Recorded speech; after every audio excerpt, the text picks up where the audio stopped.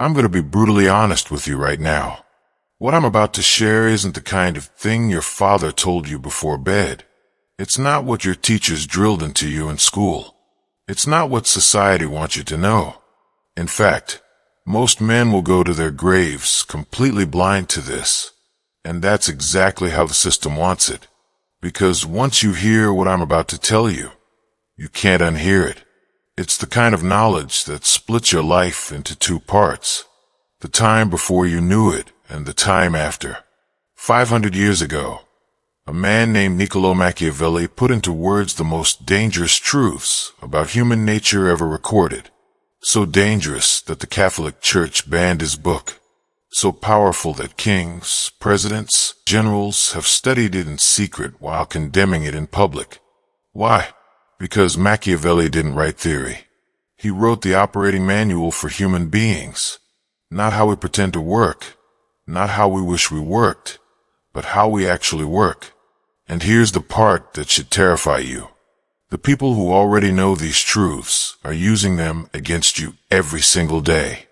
In boardrooms, in relationships, in politics, in war.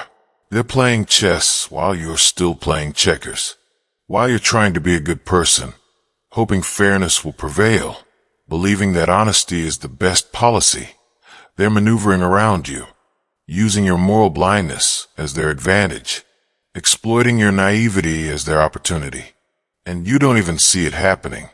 So ask yourself, why didn't your father teach you this? Why didn't your teachers? The answer is simple. Because their fathers didn't teach them. And because society has programmed you to believe that seeing reality makes you cynical, that strategy makes you manipulative, that understanding power makes you evil. They've convinced you that ignorance is innocence, that weakness is virtue, that being blind to how the world actually works is somehow noble. But here's the brutal truth. Ignorance isn't virtue. Ignorance is weakness. And in a world where predators hunt constantly, weakness is a death sentence.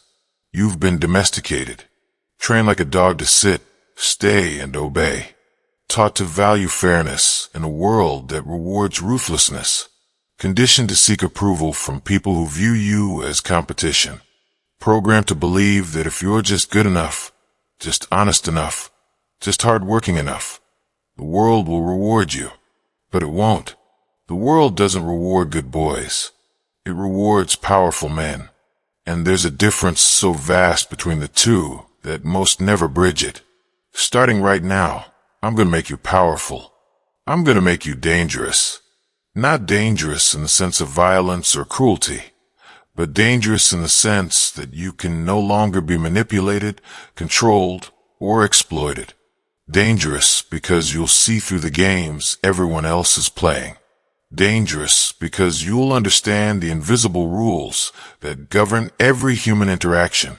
And once you see these truths, you'll never see human interaction the same way again. This isn't going to be comfortable.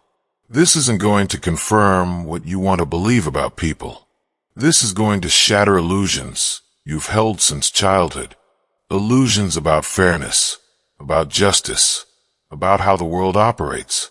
You're going to learn that most of what you were taught was designed not to help you succeed, but to keep you compliant, not to make you powerful, but to keep you manageable, not to liberate you, but to domesticate you into accepting your place in a hierarchy where others profit from your obedience.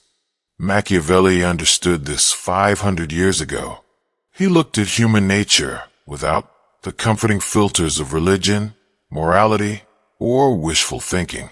He observed what actually worked in the real world, not what should work in an ideal one, and he wrote it down with a clarity so brutal that it's been condemned ever since.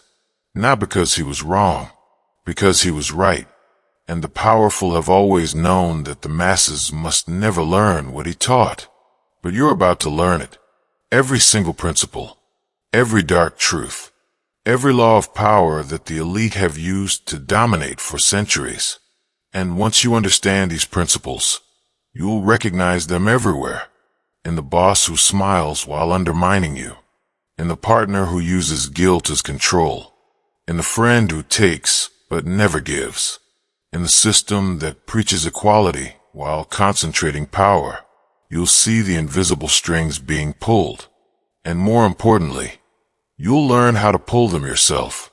This is not a guide to becoming evil. Evil is stupid. Evil is unsustainable. This is a guide to seeing reality clearly and navigating it effectively, to understanding that power isn't given to those who deserve it, but to those who take it. That respect isn't earned through niceness, but through strength. That influence doesn't come from being liked, but from being necessary. These are the laws that actually govern human interaction, hidden beneath layers of polite society and moral pretense. So make a choice right now. You can close this book and return to the comfortable lies. You can go back to believing that being good is enough, that honesty always wins, that the world is fair, and you can spend the rest of your life wondering why others get ahead while you stay stuck, why you're constantly betrayed despite your loyalty, why you're overlooked despite your talent, why you're used despite your kindness.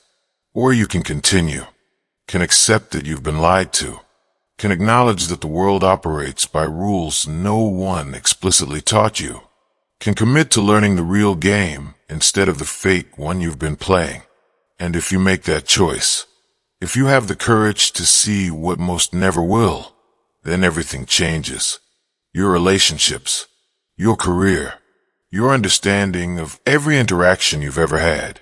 Because once you know these truths, you can't unknow them. Once you see the machinery beneath human behavior, you can't unsee it. And once you understand how power actually works, you can never again pretend it's about fairness. This is your moment of choice. The comfortable lie or the uncomfortable truth. The pleasant illusion or the harsh reality. The continued sleep or the brutal awakening. Most men choose the lie. They go to their graves never understanding why their lives unfolded the way they did, never realizing they were playing a game where others knew the rules and they didn't, never recognizing that their failure wasn't about lacking virtue, but about lacking power. But you're still reading, which means something in you already knows, already senses that what you were taught doesn't match what you've experienced, already feels the disconnect between the world as described and the world as lived. That instinct is correct. Trust it, because what follows is the truth they never wanted you to discover. The operating manual for human nature, the real rules of the game, the principles that separate those who control their lives from those who are controlled. Welcome to the abyss. Let's begin. Chapter 1. Humans are not rational, and that's your advantage. You've been told your whole life that humans are rational, that we weigh options carefully, that we calculate outcomes logically, that we make decisions based on reason and evidence. That's a lie, and it's one of the most dangerous lies you've ever been fed, because as long as you believe people are rational, you'll keep trying to convince them with facts. You'll keep presenting evidence.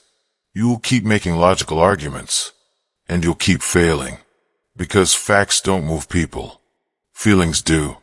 Let me show you exactly how deep this deception goes. Right now, as you're reading this, you probably believe you're making rational decisions. You chose this book rationally, right? You evaluated its content, considered its value, and made a logical choice to invest your time. Wrong. You felt something. Maybe curiosity, maybe recognition, maybe fear that you're missing something others know. That feeling made the decision. Your rational mind is just providing the justification after the fact. This seems useful. I should educate myself. Successful people study this. These aren't reasons. They're rationalizations for an emotional decision you already made. This is how the human brain actually works, and understanding this will change everything about how you interact with people. The brain has 3 layers. At the bottom, the reptilian brain, which handles survival, fight, flight, freeze, feed, reproduce. 1 layer up, the limbic system, which processes emotions and memory. And at the top, the neocortex, which handles logic and reasoning. When information comes in, which part processes it first? The rational neocortex? No, it hits the emotional limbic system first. Every single time. The emotional brain decides within milliseconds. The logical brain comes in later to justify what the emotional brain already chose. This means every single decision you've ever made was emotional first and rational second, even the ones that felt purely logical, especially those, because the more logical a decision feels, the better your rational mind did at creating justifications for what your emotional mind wanted. The person who chooses a career logically is really choosing based on fear of poverty, desire for status, need for security, or craving for meaning, then wrapping those feelings in logical arguments about salary, benefits, growth potential, job security. The logic isn't driving the decision. It's decorating it. Machiavelli knew the truth 500 years ago. He wrote, "Men judge generally more by the eye than by the hand, for everyone can see and few can feel." Read that again. People make choices based on appearances, on illusions, on what looks right, not what is right. They decide with their emotions and then reverse engineer logical justifications afterward. The decision is made in the gut, in the heart, in the unconscious. Logic is just the story they tell themselves to make sense of what they already wanted. And here's the dark reality. Most people don't want the truth. They want comfort. They want confirmation of what they already believe. They want to feel good about their choices, even if those choices are destroying them. Think about the friend who begs you for advice about his failing relationship, but ignores everything you say because the truth would require change, and change is uncomfortable. He doesn't want solutions. He wants sympathy. He wants permission to keep making the same mistakes while feeling like he's trying. Think about the coworker who complains he's broke, then throws away money on Starbucks every morning, on lunch out every day, on subscriptions he never uses. You show him the math. You demonstrate how small changes compound. You prove how he could save thousands. And he nods, agrees, then does nothing. Why? Because the ritual of that coffee feels good. The convenience of eating out feels good. And feelings trump logic every single time. Think about the woman who swears she wants a nice guy, a stable guy, a guy who treats her well, and then repeatedly falls into the arms of the man who treats her like an option, who's unpredictable, who makes her feel something even if that something is anxiety. She knows logically she should choose differently. Everyone tells her. She tells herself. But logic dies the moment it collides with the chemical rush of uncertainty and desire. This is the game, and you've been playing it wrong because you've been told to persuade people with facts, to win arguments with evidence, to show people the rational path. But facts don't move people. Feelings do. Logic doesn't inspire action. Emotion does. Reason doesn't create loyalty. Experience does. And the man who masters feelings, who knows how to bypass logic and speak straight to emotion, controls every room he enters. That man doesn't waste time trying to prove he's right. He makes people feel he's right. And that is infinitely more powerful. Because when someone feels you're right, they'll find their own reasons to believe you. They'll construct their own logical arguments to support what you've made them feel. They'll defend you even when you're not there. Because they're not defending your argument. They're defending how you made them feel about themselves. Think about the greatest influencers in history. Did they succeed through logic? Hitler didn't rise to power with spreadsheets and statistics. He rose with speeches that inflamed anger, fear, and hope. He identified the emotions his audience was already feeling: humiliation, resentment, desire for significance, and he channeled those emotions into action. He made people feel powerful, chosen, destined. And once they felt that, they didn't need logical arguments. The feeling was the argument. Corporations don't make billions by showing you the chemical formula of soda. They don't explain the nutritional content of fast food. They sell you happiness in a bottle, freedom in a car, status in a watch, belonging in a brand. They associate their products with the feelings you crave, and your logical mind constructs justifications afterward. I deserve this. It's good quality. Everyone has one. These are just the stories you tell yourself to rationalize an emotional decision. Religions don't spread through philosophy debates. They don't win converts with theological arguments.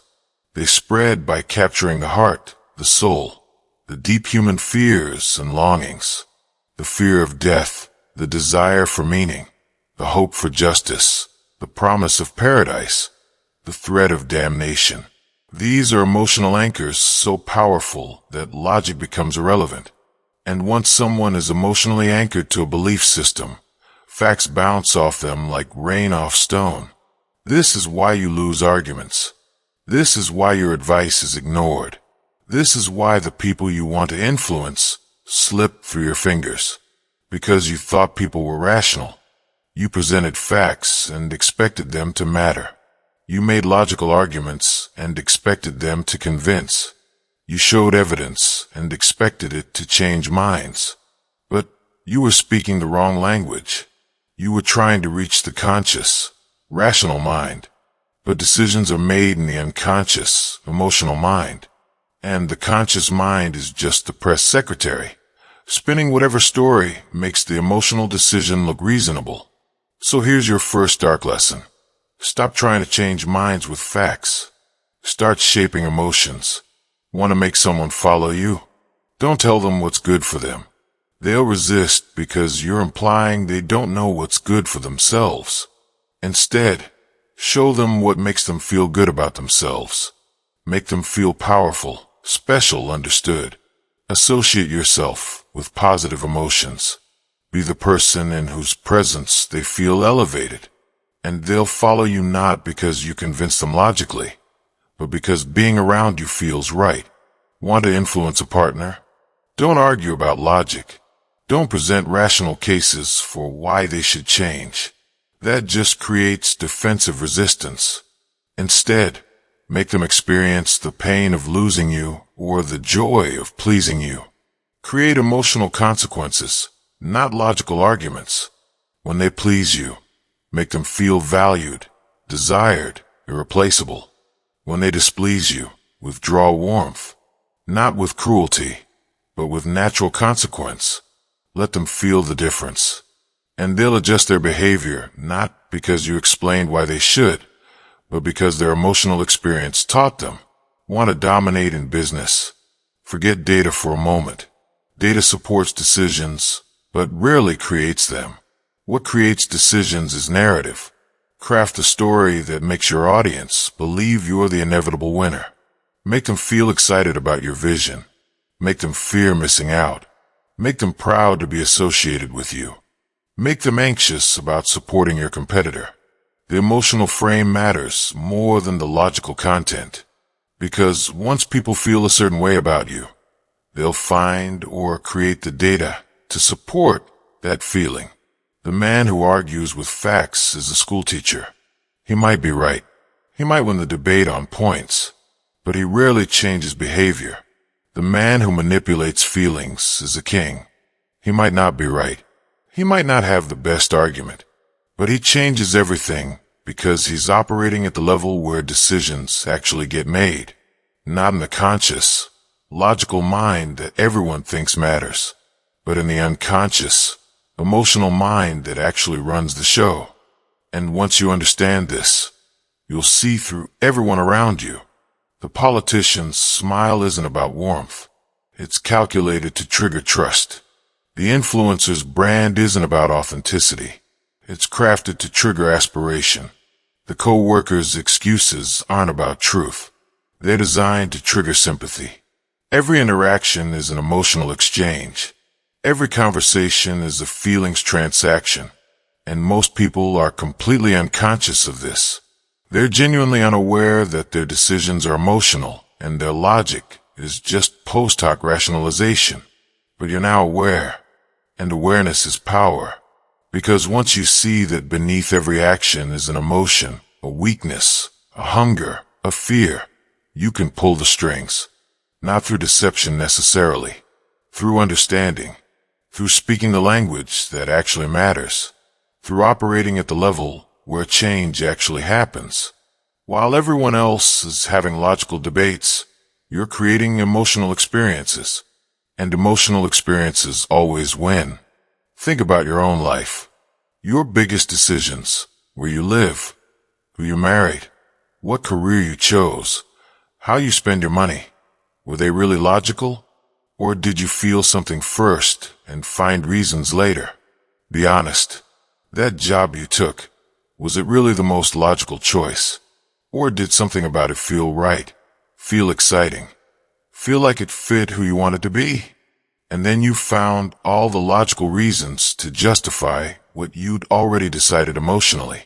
That's how everyone operates, including you, including the smartest people you know, including the people who pride themselves on being rational. We're all running on emotional hardware with a thin layer of logical software that mostly exists to justify what the hardware already decided. And the person who understands this, who accepts this, who learns to work with this rather than against it, becomes powerful beyond measure. So stop appealing to reason when you want to influence. Start crafting emotional experiences. Make people feel what you want them to feel. And they'll think what you want them to think. They'll do what you want them to do. Not because you forced them, not because you tricked them, but because you spoke the language that actually runs human behavior, the language of emotion, the language of feeling, the language that moves the world while everyone else is still debating facts. But understanding that humans aren't rational is just the beginning. Because once you accept that feelings drive behavior, you have to confront an even darker truth. What happens when those feelings run out? When the emotion fades? When the initial excitement dies? That's when you discover the second law of power. And it's going to shatter another illusion you've been carrying your whole life. Chapter 2. There are only predators and prey. There are only two kinds of men in this world. Predators and prey. That's it. Strip away the polite masks, the politics, the morality, and what you're left with is the oldest law of nature. The strong take, the weak are taken from. And here's the hidden cruelty that no one warns you about. Weakness doesn't just fail to protect you. It attracts predators like blood in the water. Think about it with clear eyes. Why do bullies single out the quiet kid, not the fighter?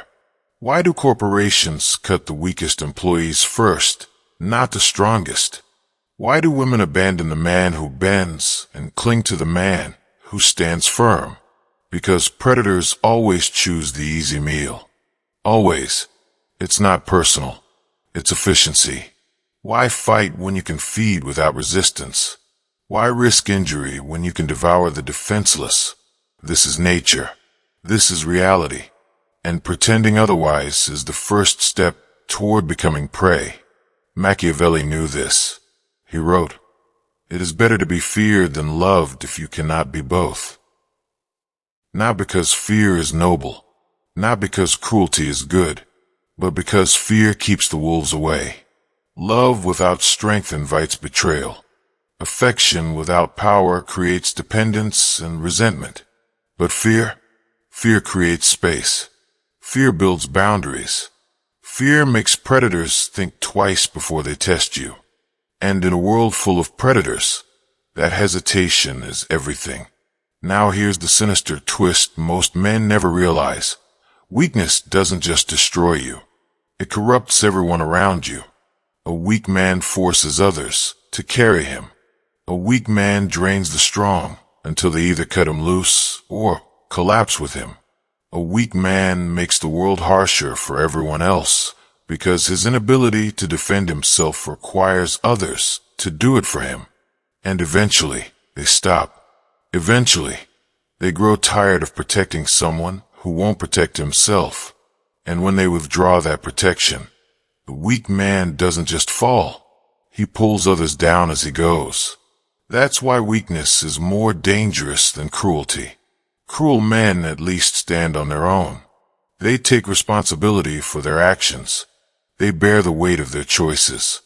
But weak men become black holes, pulling everyone down with them, pulling resources, energy, sympathy, time, demanding support while giving nothing back, creating obligations without reciprocation. And when the strong finally cut them loose, the weak man doesn't look inward. He blames everyone else for abandoning him, never realizing that he abandoned himself first. And yet society tells you to be harmless, to soften yourself, to embrace your vulnerability. They call it sensitivity. They call it being evolved. They call it being a better man. But here's the truth they won't tell you. The man who cannot defend himself, his family, his reputation, his boundaries, is not a good man. He's a liability. He's a burden. He's prey. And prey don't inspire respect. They inspire contempt disguised as sympathy. Strength is not optional. It is the price of survival. Not just physical strength, though that matters, but psychological strength, the ability to say no, the willingness to walk away, the capacity to endure discomfort without breaking, the courage to face conflict instead of avoiding it. This kind of strength is what separates men from boys, and the absence of it is what turns men into victims. Let me be clear about what strength actually means. It doesn't mean being violent.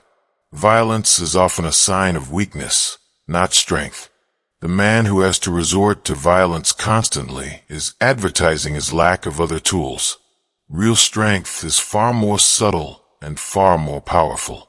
Real strength is the quiet certainty that you can handle whatever comes, that you don't need to prove yourself, that you don't need to dominate everyone, but that you can if necessary. And everyone senses this. Everyone picks up on whether you're a wolf or a sheep, and they treat you accordingly. Women sense it immediately. That's why they chase men who radiate strength even if that strength comes with flaws. Because instinctively, they know weakness cannot protect them. They know that a weak man will fold under pressure, will fail to lead, will require them to be the strong one. And that reversal creates resentment, not attraction. Women can love kind men, generous men, gentle men, but only if those qualities sit on a foundation of strength. Kindness without strength is just weakness wearing a mask, and everyone sees through it. Leaders understand this. That's why they rise to power, not because they're the nicest, not because they're the most fair, but because people would rather obey the strong than be torn apart in the chaos of the weak. A weak leader creates uncertainty, invites challenges, generates instability, and humans hate uncertainty more than they hate tyranny. They'll accept a harsh leader who provides order over a kind leader who provides chaos, because order makes survival possible. Chaos does not, and this applies to every area of your life. In business, the weak negotiator gets exploited. The weak employee gets fired first. The weak entrepreneur gets crushed by competition. In relationships, the weak partner gets taken for granted. The weak father gets disrespected by his children. The weak friend gets used and discarded. In social situations, the weak man gets mocked, gets tested, gets pushed until he breaks or finally pushes back. This is not theory. This is what actually happens. And pretending it doesn't is just another form of weakness. So you must decide right now. Will you be predator or prey? And before you recoil at the question, understand what I'm actually asking.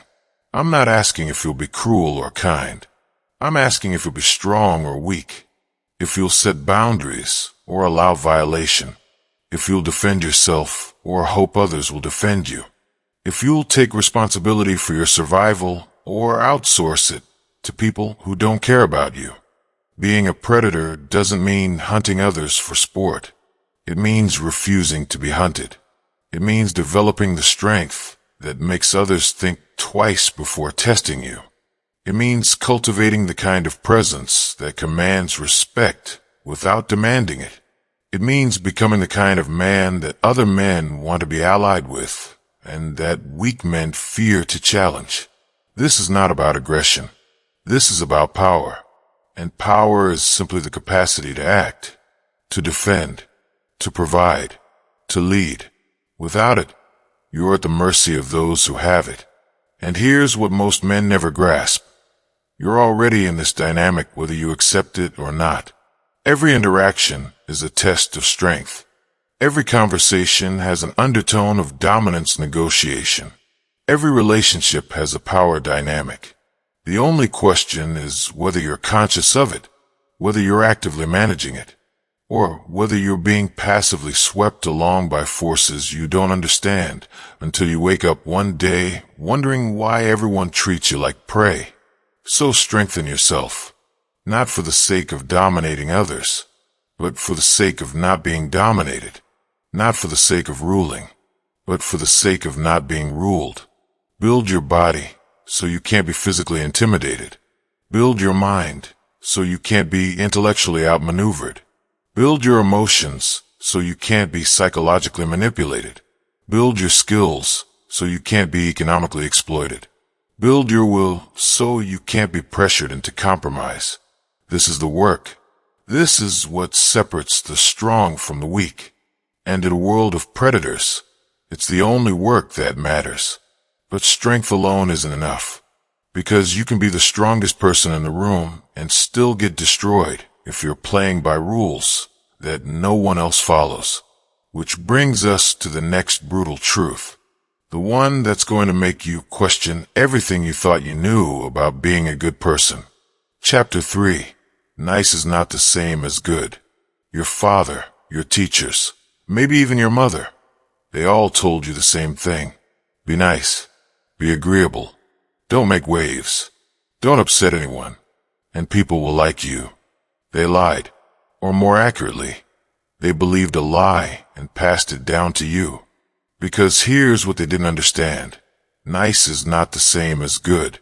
And confusing the two is one of the fastest ways to guarantee a life of being overlooked, undervalued, and exploited. Machiavelli saw it centuries ago. He wrote, "Men are so simple and so much inclined to obey immediate needs that a deceiver will never lack victims for his deceptions." Do you see what he meant? People confuse weakness for goodness. They confuse obedience for virtue. And they confuse being nice with being valuable. That's why women say they want nice guys, but end up with men who break rules. That's why companies praise the team player while promoting the ruthless strategist.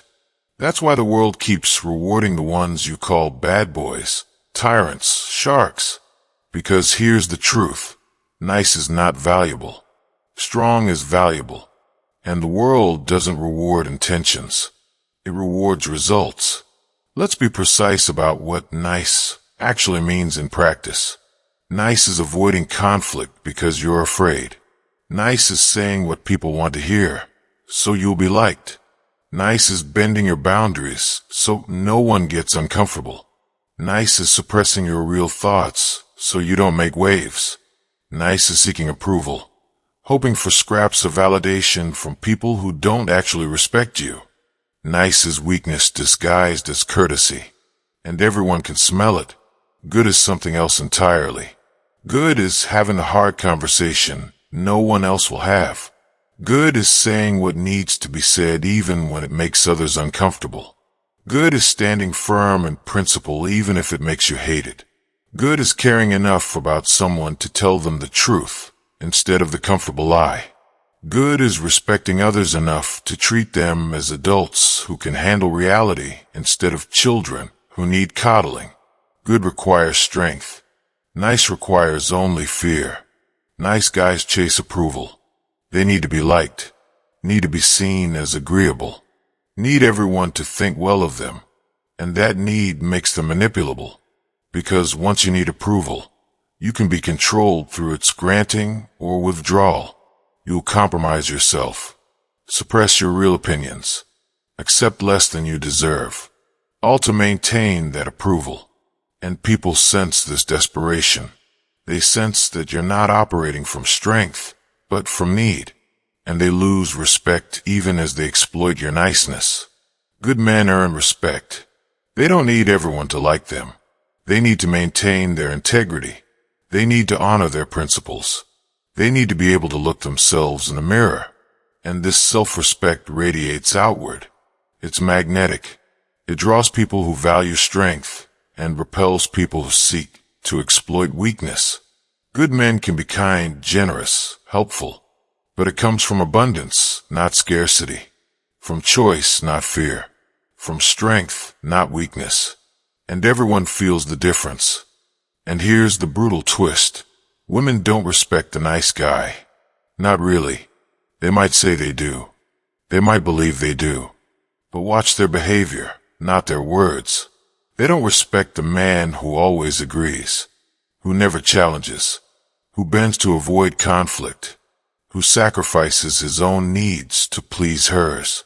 They might appreciate him temporarily, might use him as an emotional utility, but they don't desire him, don't admire him, don't crave him, because respect requires strength, and niceness without strength is just disguised weakness. And weakness is repulsive at a biological level. Bosses don't trust the nice guy either. Why? Because nice guys don't make hard decisions. They avoid difficult conversations. They try to please everyone, which means they satisfy no one. They won't fire the incompetent employee, won't push back on unrealistic demands, won't stand firm when standing firm is necessary. And leaders need people who can handle reality, not people who need reality to be gentle. So the nice guy gets passed over, again and again, while watching less qualified but stronger men get promoted. Friends don't follow the nice guy. They like him. Sure, he's safe, agreeable, easy to be around, but they don't respect him, don't seek his counsel, don't look to him for leadership, because deep down, they know he won't tell them hard truths. Won't challenge them when they need it, won't stand with them in real conflict. He'll sympathize, he'll support in comfortable ways, but he won't be strong when strength is required, and everyone knows it. Look at history through this lens. Were the greatest leaders nice? Caesar, Alexander, Napoleon, were they nice? They could be generous, yes. They could be merciful, yes, but only when it served their power.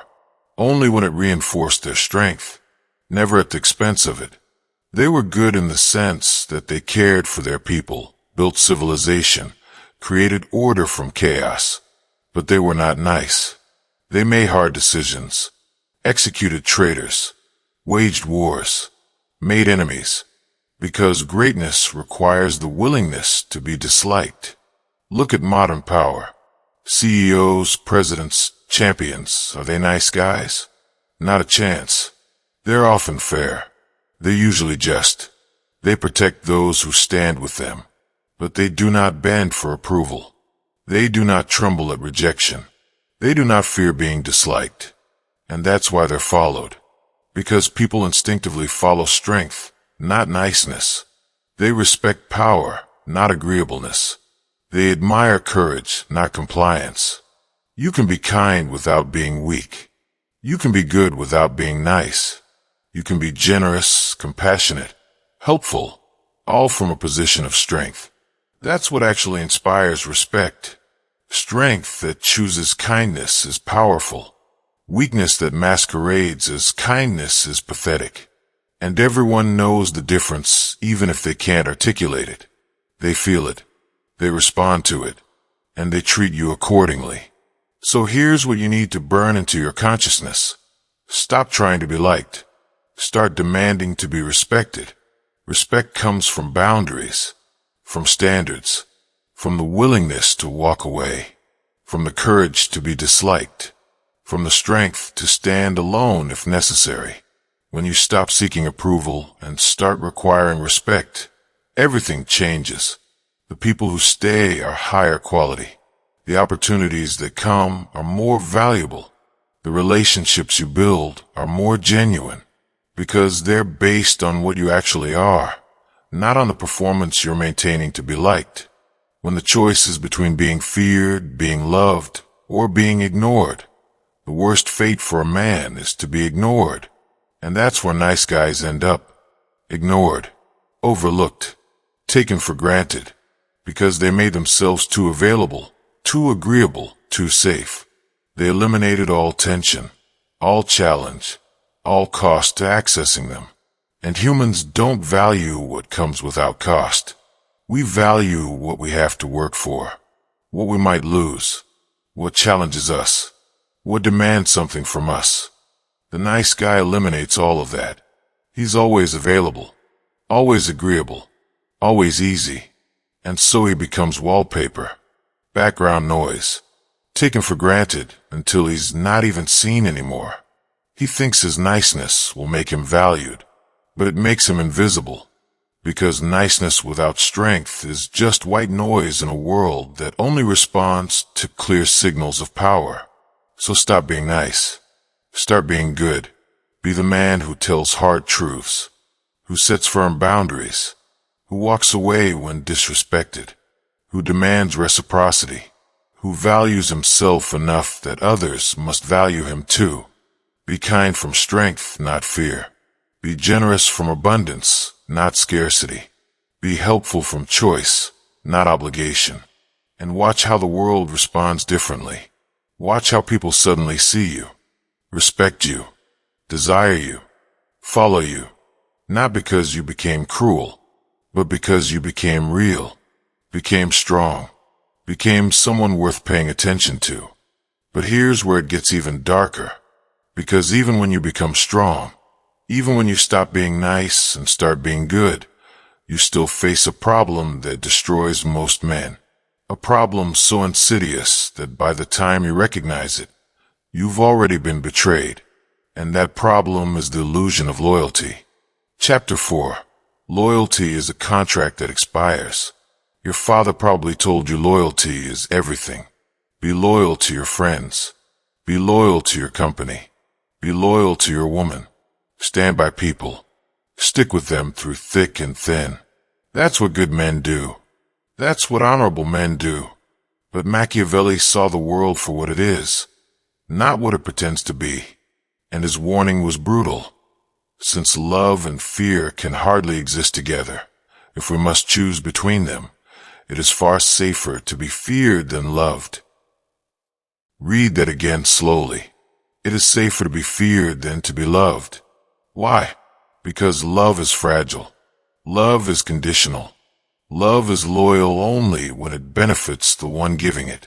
Fear, on the other hand, is reliable. Fear is predictable. Fear creates hesitation that looks like loyalty.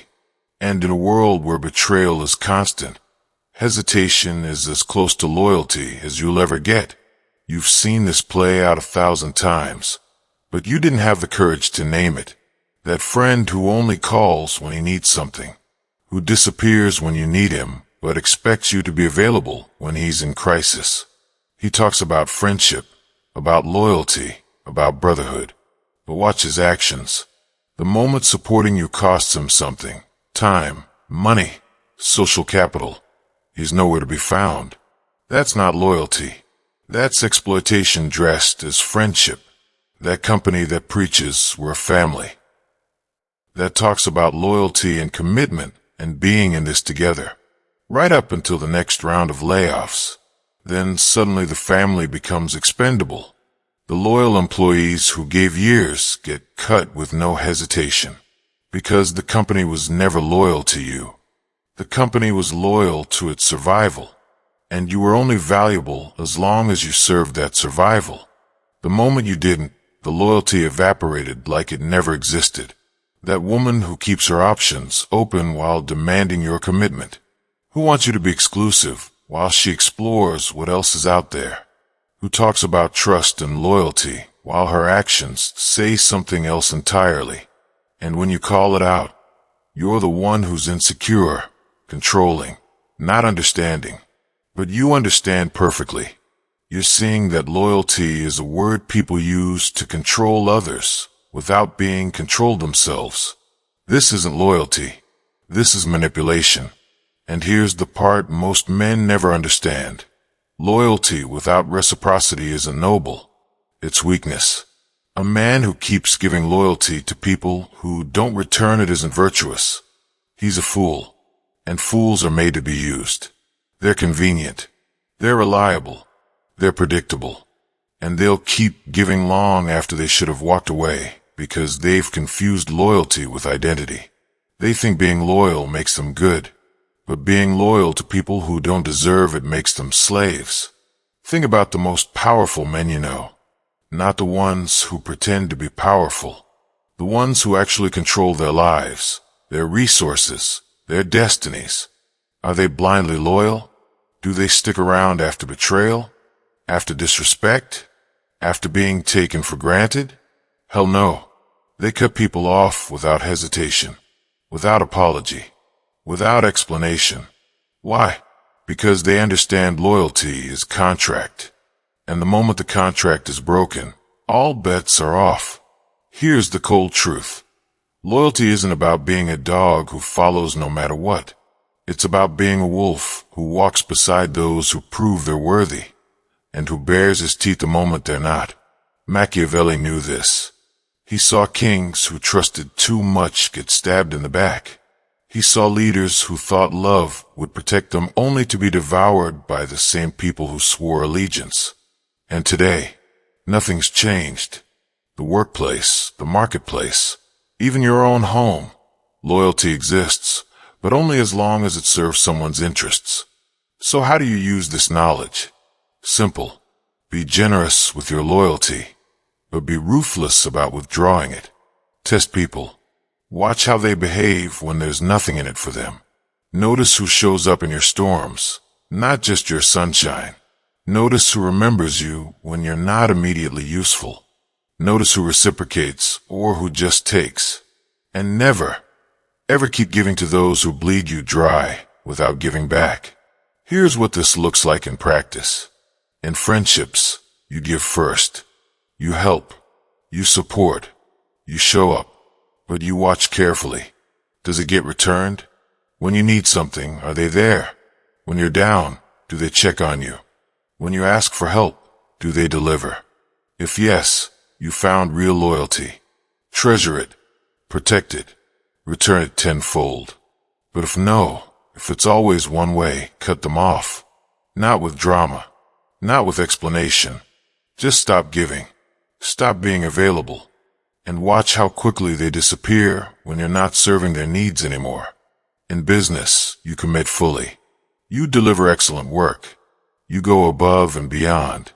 But you watch carefully. Are you valued? Are you compensated fairly? Are you advanced? Are you protected during cuts? If yes, then your loyalty is being returned. Stay. Build. Grow with them. But if no, if you're taken for granted, exploited, promised things that never materialize, then your loyalty is being wasted on people who see you as disposable. Leave. Take your value elsewhere. And watch how they scramble once they realize what they lost. In relationships, you give love, attention, support, commitment, but you watch carefully. Is it reciprocated? Does she invest in you as you invest in her? Does she prioritize you as you prioritize her? Does she respect you? Support your goals? Stand with you? If yes, you found something rare. Protect it. If no, if she expects you to give while she keeps her options open, if she demands commitment while offering none, if she respects you less the more you give, then you're in a con, not a relationship. And staying makes you the mark, not the man. A man who demands loyalty but never gives it back is a tyrant. But a man who keeps giving loyalty to those who don't return it is a slave. And slaves get broken. So here's the second dark lesson. Never waste loyalty on those who can't or won't return it. Because loyalty without reciprocity isn't love. It isn't honor. It isn't noble. It's weakness. And weakness gets eaten alive. But this raises a terrifying question. If loyalty is conditional, if love can't be trusted, if everyone is operating from self-interest, then what actually protects a man? What shields him from betrayal, from exploitation, from being discarded the moment he's no longer useful? Machiavelli's answer was chilling, not love, not loyalty, reputation. And understanding reputation is understanding everything about how power actually works. Chapter 5. Your reputation is your armor. A man without reputation is already dead. He just doesn't know it yet. Machiavelli wrote, "Everyone sees what you appear to be. Few experience what you really are." Translation: it doesn't matter who you are. It matters who they think you are. And that's where most men fail catastrophically. They think authenticity means showing everything about themselves. They overshare. They expose their fears, their weaknesses, their doubts. They cry about being misunderstood. And then they wonder why no one respects them. But here's the truth that no one wants to admit. The world doesn't reward the real you. The world rewards the strategic you. Your reputation is the armor that shields you from betrayal, the sword that cuts through lies, the shadow that precedes you into every room before you've said a word. With a strong reputation, enemies hesitate. They think twice before testing you. They calculate the cost of crossing you and often decide it's not worth it.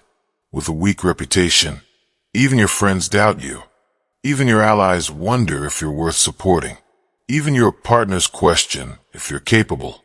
Think about history through this lens.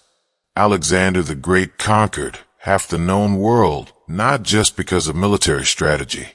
He won because of myth. He spread stories that he was invincible, a demigod, blessed by the gods themselves. His enemies heard these stories and believed them before the battle even began.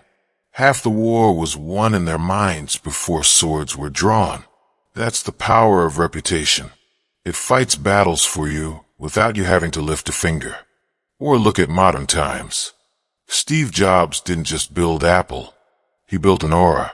People called it a reality distortion field. He created such a powerful reputation that investors believed him even when the data said otherwise. Employees worked insane hours because working for him felt significant. Rivals respected him even as they competed with him. Why?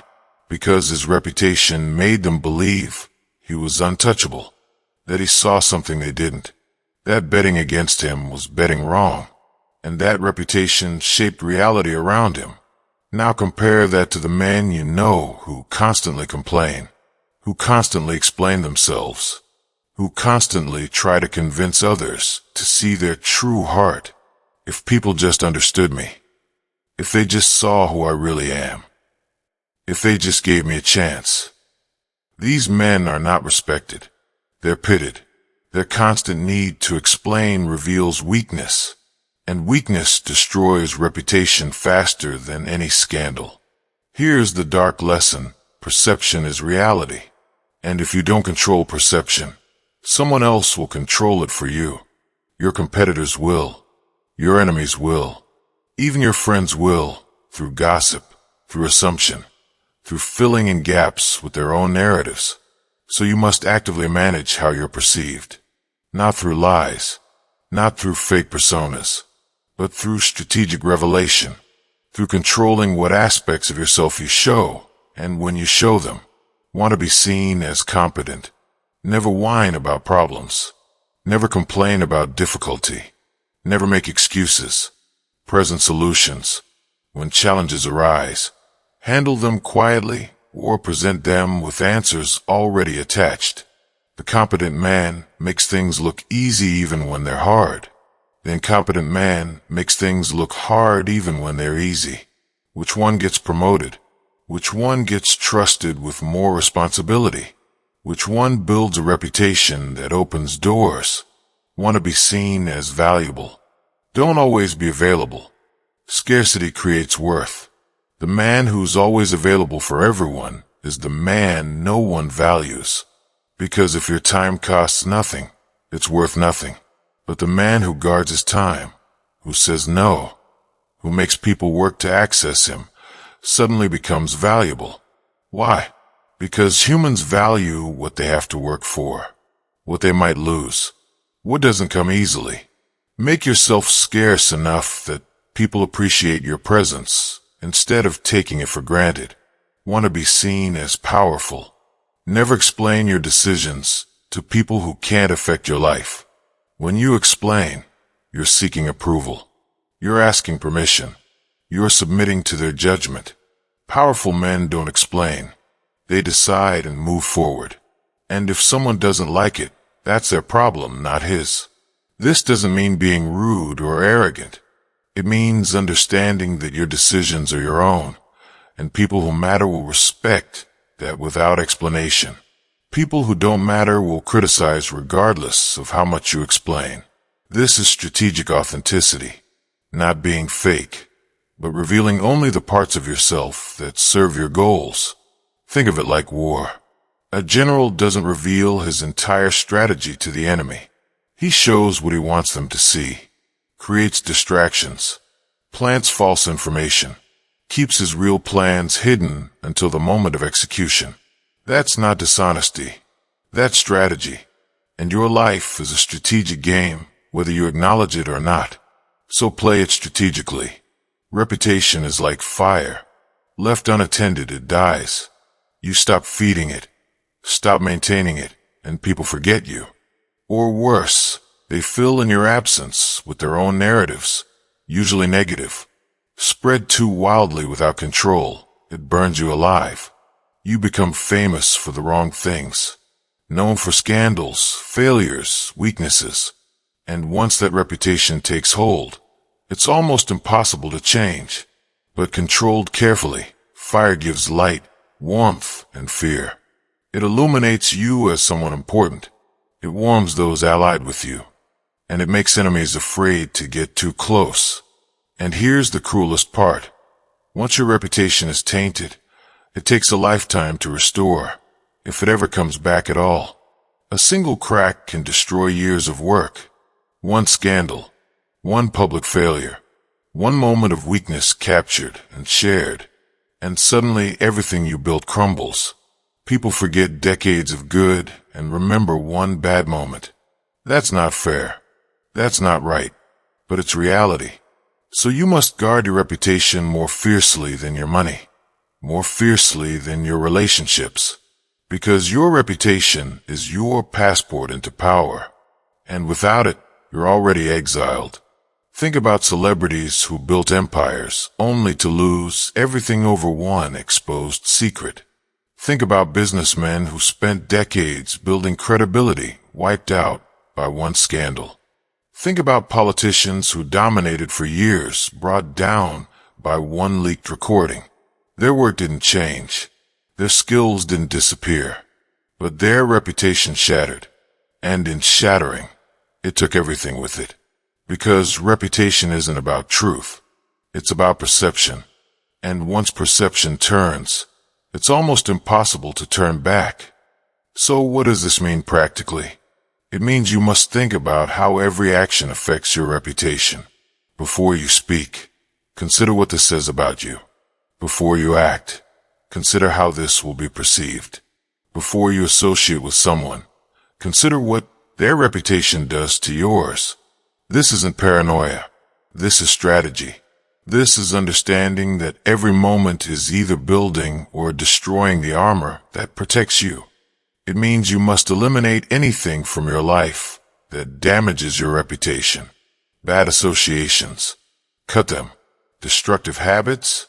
End them. Weak moments on display. Hide them. Not because you're being fake, but because you're being strategic. There's a difference between authentic and foolish. Authentic is being yourself with people who've earned access to your full self. Foolish is showing everyone everything and hoping they interpret it generously. They won't. They'll interpret it in whatever way serves them. It means you must cultivate the image you want, then live consistently with it. Want to be seen as disciplined? Then never be seen being undisciplined. Want to be seen as loyal? Then never publicly betray anyone. Want to be seen as strong? Then never publicly display weakness. This doesn't mean you can't be these things in private, with people you trust. But publicly, in the arena where reputation is formed, you must control the narrative. And it means you must actively build your reputation, not just protect it. Do things worth being known for. Solve problems publicly. Help people visibly. Demonstrate competence where it matters, when where others are watching. Because reputation isn't built through hiding. It's built through strategic display, through calculated visibility, through making sure that when your name comes up, there are stories worth telling.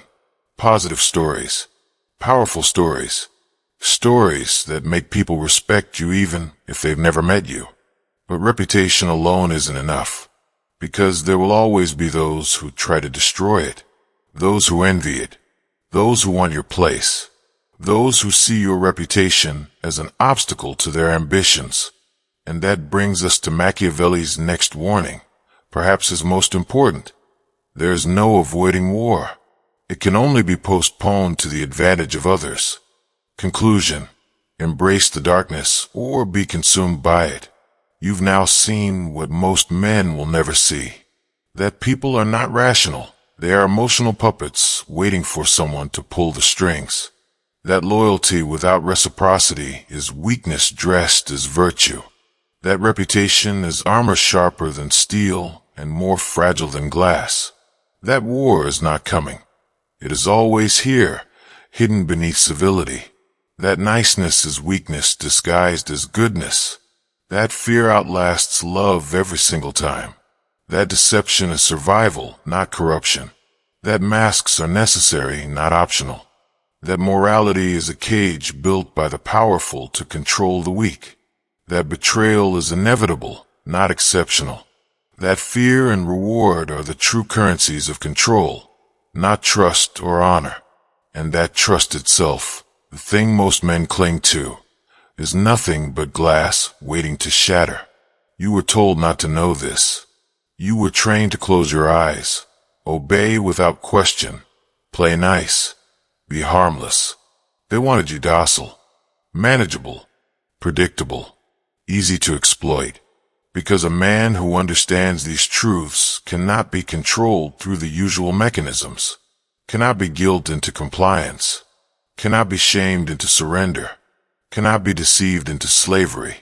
And the system needs slaves, needs people who believe the fairy tales, who think fairness matters, who expect honesty to be returned, who hope that being good is enough.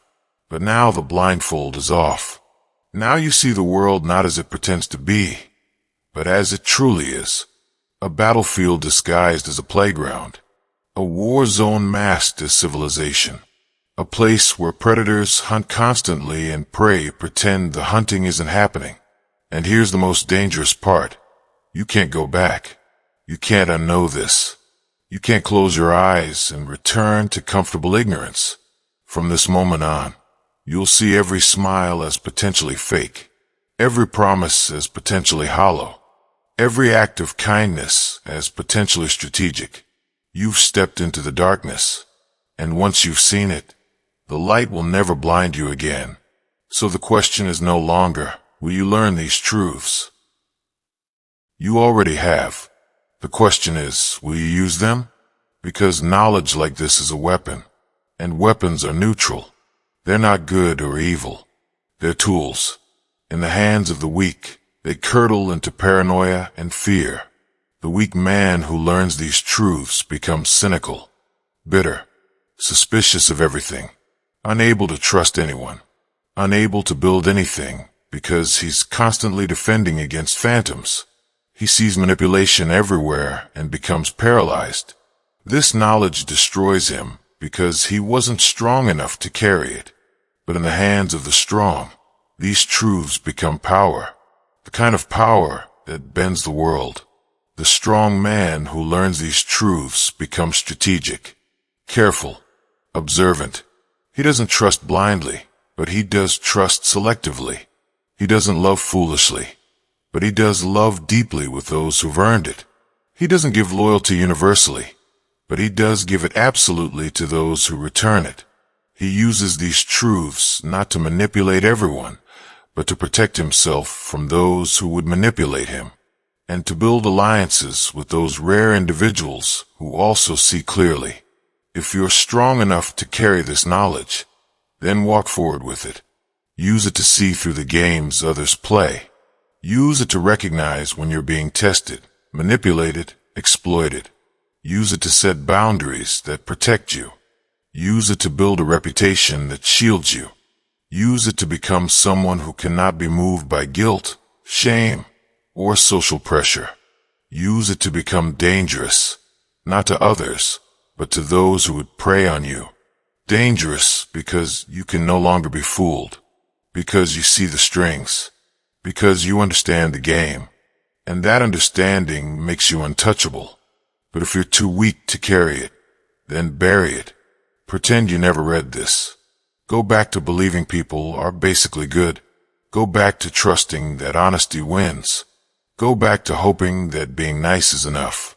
Go back to sleep. Because carrying this knowledge while lacking the strength to use it will only make you miserable, will turn you into a bitter, cynical shell who sees evil everywhere and can't build anything positive because you're too busy defending. Better to be ignorant and naive than knowledgeable and paralyzed. For those who are ready to take the next step into this abyss, understand this. Machiavelli left us more than warnings. He left us blueprints. For influence, for dominance, for survival, for building power that lasts, for protecting what you build, for destroying what threatens you, for seeing 10 moves ahead while others are still reacting to the last move. Every principle in this book has been used by rulers, seducers, generals, and kings for centuries, and now you have access to the same knowledge. This is only the beginning. Because everything you've learned so far is defensive. It's about protecting yourself, seeing clearly, not being exploited. But there's another level, the offensive level, where you don't just defend against manipulation, you master it. Where you don't just avoid being controlled, you learn to influence. Where you don't just survive the game, you start winning it. And that level requires going deeper, studying not just what Machiavelli taught, but how to apply it in modern contexts, in your career, in your relationships, in your social positioning, in building something that lasts. So here's what separates the men who will succeed with this knowledge from those who won't. The successful ones don't use it to become evil. Evil is stupid. Evil creates enemies everywhere. Evil eventually gets destroyed by coalition of everyone you've harmed. No. The successful ones use this knowledge to become fair but firm, generous but not exploitable, kind but not weak, honest but not naive. They use it to see clearly and act strategically, to build real relationships with people who deserve them, to cut off people who don't, to create value while protecting that value, to lead without being cruel, to dominate without being tyrannical. And here's the final truth that Machiavelli understood. The goal is not to be feared by everyone. The goal is to be feared by enemies and loved by allies.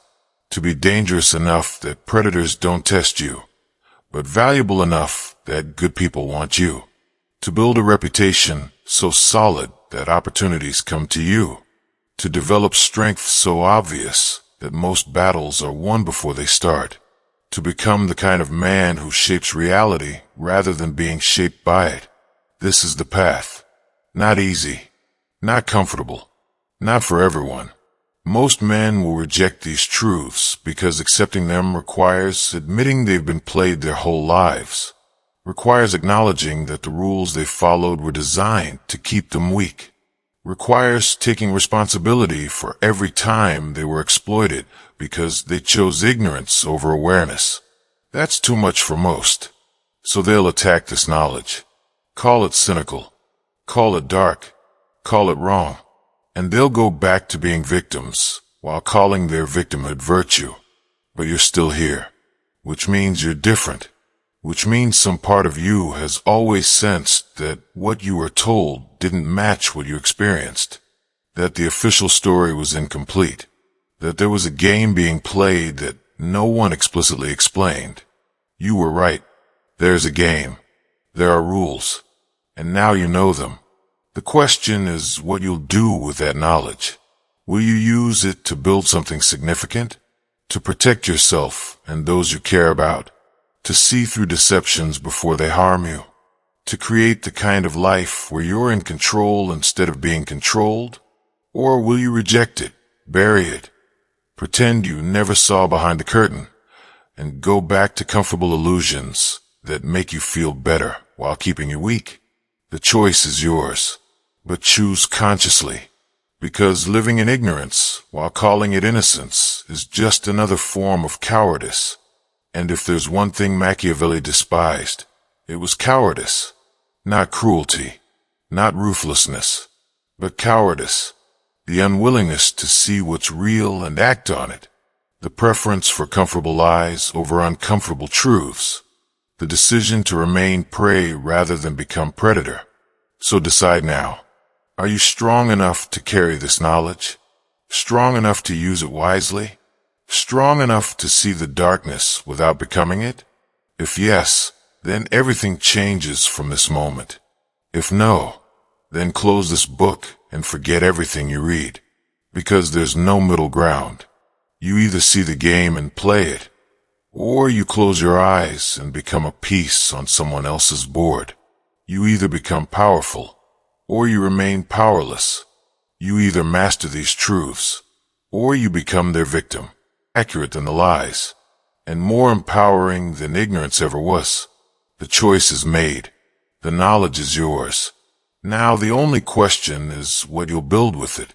Will you build power or excuses? Will you build influence or resentment? Will you build something that lasts or watch others build it while you complain? Machiavelli gave you the map. I've shown you how to read it. Now walk the path. And when you do, when you start seeing the world through these eyes, when you start recognizing the patterns, when you start moving strategically instead of reactively, you'll realize something profound. You were never meant to stay asleep. You were meant to wake up, to see clearly, to act powerfully, to become the kind of man who doesn't ask permission, doesn't seek approval, doesn't hope for fairness, but who creates his own reality through understanding the deepest laws of human nature. That's the promise. That's the path. That's the truth they never wanted you to know. And now that you know it, you can never go back. Welcome to the game. Now learn to win it.